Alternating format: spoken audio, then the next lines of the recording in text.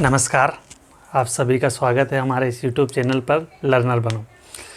जैसा कि आप सभी जानते हैं, मैं कभी कभी कुछ ना थोड़ा बहुत कंटेंट लेकर आपके लिए आता रहता हूँ।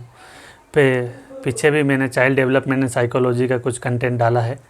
आज मैं आपके सामने प्रस्तुत हूँ एक नए विषय के साथ में, जिसे हम इंग्लिश के नाम से जानते हैं। आज से मैं स्टार्ट करने जा रहा हूँ इंग्लिश का कुछ कंटेंट। आज हम सिर्फ एक थोड़ा सा इंट्रो देखेंगे और उससे आपसे जुड़ने की कोशिश करेंगे, कनेक्ट करने की। कितने लोग चाहते हैं कि यह कंटेंट आगे बढ़े। तो आज हम बात करेंगे इंग्लिश के ऊपर, इंग्लिश लैंग्वेज के ऊपर, कि आखिरकार इंग्लिश है क्या। क्या है इंग्लिश, बताइए ज़रा। हाँ, आप ही कहिए, क्या है इंग्लिश। इंग्लिश क्या है? इंग्लिश एक भाषा है। क्या है? एक लैंग्वेज, एक लैंग्वेज है। हमारे देश में, हमारे प्रदेश में, विदेशों में, हर जगह भाषा, बगैर भाषा के हम कम्युनिकेट नहीं कर सकते और इस ग्रह पर जीवन यापन करना संभव नहीं हो पाता अगर भाषा नहीं हो पाती। लैंग्वेज से हमें बहुत मदद मिलती है, जिससे हम हमारे विचारों का आदान प्रदान एक दूसरे से कर सकते हैं। तो इंग्लिश क्या है? एक लैंग्वेज है। और भाषा या फिर लैंग्वेज की सबसे छोटी इकाई कौन सी होती है?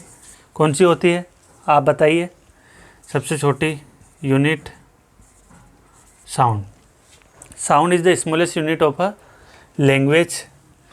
साउंड क्या है? सबसे छोटी इकाई है किसकी? भाषा की। भाषा को इसकी बात कर रहे हैं हम, इंग्लिश की।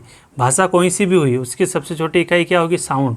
सबसे पहले साउंड तो निकलेगा, तभी तो भाषा का जन्म होगा या फिर भाषा उत्पन्न हो पाएगी। साउंड। अभी हम बात कर रहे हैं इंग्लिश लैंग्वेज की। तो इंग्लिश लैंग्वेज में कितनी साउंड्स हैं? 44 साउंड्स। कितनी साउंड्स हैं? 44। अब इसके भी पार्ट्स हैं अलग अलग। ओवेल के अंदर 20 साउंड्स आते हैं, कॉन्सोनेंट के अंदर 24 साउंड्स आते हैं। ये डिटेल चर्चा बाद में हम करेंगे। अब साउंड आ गया। साउंड के बाद में, साउंड तो जिस दिन से बच्चा जन्म लेता है उस दिन से भी वह साउंड या बोलना प्रारंभ कर देता है या फिर स्टार्ट कर देता है। तो साउंड वो ओवेल बोलेगा या फिर कॉन्सोनेंट बोलेगा, कुछ भी बोलना वो प्रारंभ कर देता है। जब वह साउंड स्टार्ट कर देता है तो साउंड्स के बाद में भाषा में आते हैं लेटर्स। साउंड से ही मिलकर क्या बनता है? साउंड से ही क्या जन्म लेता है? लेटर्स या फिर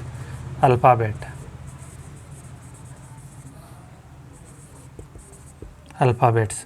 इंग्लिश लैंग्वेज में कितने अल्फ़ाबेट हैं या कितने लेटर हैं? कहिए। 26। कितने लेटर या कितने अल्फ़ाबेट हैं? 26, जिसमें से 5 क्या है? ओवेल। और 21 क्या है? कॉन्सोनेंट। 21 क्या है? कॉन्सोनेंट। 5 क्या है? ओवेल। ओवेल कौन कौन से हैं? ए, ई, आई, ओ, यू। और इनके अलावा जो बाकी के 21 बचते हैं वो क्या हैं? वो है कॉन्सोनेंट, लेटर या अल्फ़ाबेट। जब a systematic arrangement of a letter is known as a word. जब हम लेटर या अल्फ़ाबेट का सिस्टमेटिक अरेंजमेंट कर देते हैं तो इनसे मिलकर क्या बनता है? वर्ड। क्या बनता है? वर्ड। आई बात समझ में? Systematic arrangement of a letter और alphabet is known as a word. अब देखिए, जैसे कि मैंने यहाँ पे लिख दिया, ये लिखा। अब यह लेटर्स तो हैं, यह एल लिखा है, यह बी है, एल है, ए है, लेकिन हम इसे एक वर्ड नहीं बोल सकते कि ये क्या लिखा है, हम नहीं पढ़ पा रहे हैं।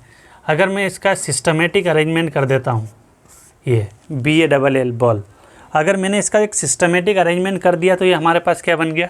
एक वर्ड बन गया। क्या बन गया? वर्ड। अब हम इसे मिटा देते थोड़ा सा। और मीनिंगफुल वर्ड्स मिलकर क्या बनाते हैं? Meaningful words and a systematic arrangement of a sentence.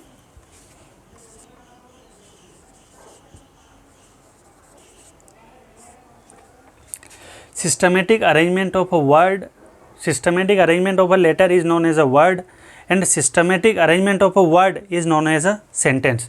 जब वर्ड का सिस्टमेटिक अरेंजमेंट किया जाता है तो उसके बाद में क्या बनता है? सेंटेंस बनता है। सेंटेंस के लिए किस किस की आवश्यकता होती है हमें? सब्जेक्ट, वर्ब, और ऑब्जेक्ट। सेंटेंस जब बनेगा या फिर वाक्य बनेगा तो उसके लिए क्या क्या आवश्यकता होती है, सब्जेक्ट, वर्ब और ऑब्जेक्ट। यह एक सिस्टमेटिक सेंटेंस कहलाता है। इतनी बातें समझ में आ रही है आपको। हमने बात करी इंग्लिश की। इंग्लिश क्या है, एक लैंग्वेज है। लैंग्वेज, किसी भी लैंग्वेज की स्मॉलेस्ट यूनिट या फिर fundamental unit of a language is known as a sound. English language की कितनी साउंड है, 44 है। इसमें ओवेल की कितनी है, 20 साउंड्स, और कॉन्सोनेंट की कितनी है, 24 साउंड्स। कितनी है, 24 साउंड्स। उस पर भी चर्चा करेंगे। और साउंड्स के बाद में क्या आता है, लेटर्स या फिर अल्फ़ाबेट। और systematic arrangement of a letter और alphabet is known as a word. जब सिस्टमेटिक अरेंजमेंट कर दिया जाता है किनका, लेटर या अल्फ़ाबेट का, तो वह क्या बन जाता है, वर्ड बन जाता है। और वही मीनिंगफुल वर्ड्स जब अरेंज कर दिए जाते हैं तो क्या बन जाता है, सेंटेंस बन जाता है। ये हमने एक बेसिक इंट्रो, बिल्कुल बेसिक से बेसिक इंट्रो देने की कोशिश की। अब हम इसके आगे बढ़ते हैं और बात करते हैं इंग्लिश ग्रामर की।